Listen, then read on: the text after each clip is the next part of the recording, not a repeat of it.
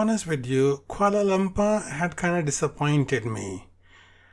And this disappointment continued to the last moment when I got to the airport, found it very, very busy, very crowded, and I wanted to get into a lounge so that I could have a cleaner bathroom, less crowd, some food. The lounge itself was also very crowded and it did not have a bathroom.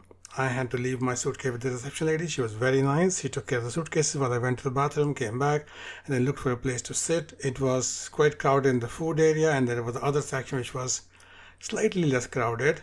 But yeah, I would not recommend that airport to anybody. It was extremely busy and crowded. A little bit stressful, okay? But good thing was we took off from there on time and the flight was as uneventful as I like my flights to be. Simple, short and easy. It dropped me into Colombo, and there I found out that even with my British passport I cannot just walk into the country. I needed a visa. But the immigration person who was at the counter was very nice. He said, you need a visa, then you fill this form, then you come back. And all with a smile and easy attitude. So I got a visa. It took me 5 minutes and $40. So easy. I've never seen this before. Like getting a visa at the airport. So like no stress, not very crowded, not very expensive. One person had a flying mini in front of me and that's it. So from there, when I got out into the actual airport, my first order of business was obviously to try and find a SIM card because I wanted to have a SIM card because I wanted to have internet. I was going to have Wi-Fi in the places where I was going to stay, but I still wanted to have a SIM card. So I had already done my research and the best SIM card to get there was Dialog company. The other company there is Hutch. They are also very nice, and I think there's Aircell as well. So, and then there were some that have merged as well. So Dialog is the easy choice. You just go with Dialog and it's quite all right. It was all right, but in some places there was not much signal. So nothing could be done about that, no matter which service provider you were with. So I did struggle, I did suffer a bit in Sri Lanka about internet, but otherwise, yeah. So I did go to both the counters there at the airport as well.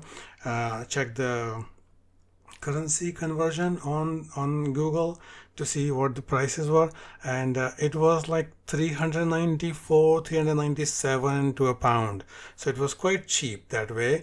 And I think I spent about 10 pounds or 12 pounds for the SIM card for a 1 month plan on a 5G, all the very high level of data, unlimited data and everything.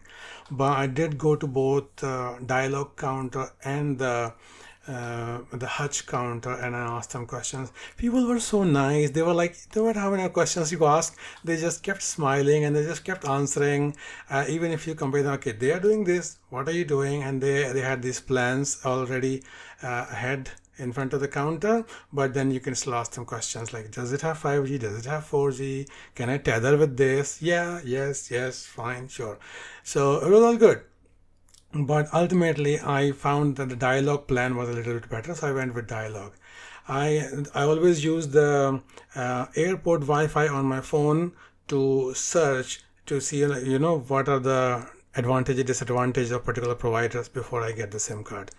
Getting the SIM card itself was quite easy, maybe 10 minutes in total. Once I made up my mind. But yeah, while I was going back and forth between the two counters, there was a kind of a line that got formed in front of the Dialog counter, so I had to wait in line. Other than that, the actual transaction not very long, and the guy spoke English as well, so yeah, it was quite easy. Once I was satisfied with the SIM card transaction, then I booked an Uber from the phone. The phone was working right away, so that was quite easy, quite good. And there was a space just outside of the airport, so you had to walk all the way to that particular point, and then there all the Uber and all the book taxis would come there. So they had made this place so that people don't go hunting around as to I'm at gate 4, I'm at gate 5, all of that. I had been communicating with the landlady of the flat that I had booked in the day, and because my flight was coming in late and then it was going to get even later, so she said she will leave the keys with the security guard, and then I should come to the flat, the building, and then call her, and then she will tell the security guard to give me the keys. But actually, once the taxi driver found the place for me, the security guard came forward like, oh yeah, here's the key. So he just handed me the key. So people are very trusting there. And this place, this flat just booked for myself, it's about 15-20 minutes walk from the beach, and it was quite big. So there was one bedroom which I used all my time there. That's got an aircon, and the other room, which was the living room, also had an aircon, and there was one remote for both of them. It worked. It worked on both of the air conditioning units. So that was good. The one bad thing was that I found a cockroach in one of the cupboards, so I had to kill a cockroach first before I could put my stuff there. And then yeah, there was hot water, cold water in the bathroom, everything. I checked the second bedroom, but I did not stay there at all. But I wanted to check. I did not want to leave any locked rooms behind me. You know what I mean. But yeah, so this was a nice and clean place. The only problem I had there was later in the week that the internet did not work very well. So that was the only problem. Otherwise, yeah, it was clean enough. Hot water was there. The kitchen was fully functional. And it was not very expensive.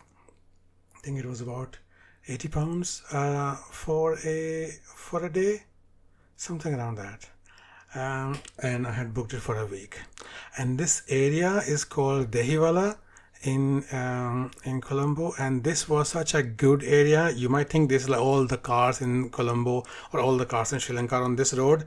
It is very busy and it can be an adventure crossing the road here, but it was such a good area because everything I needed, my friends told me, oh yeah, it's just there around the corner from you. Oh, this thing, yeah, just down the road from you. So everything like hair salon, electronic shops, shoe shops, supermarkets, everything. And this place, this little shop, this became my favorite because it was very cheap. They had a couple of nice vegetarian items which were filled with potatoes, and I like potatoes.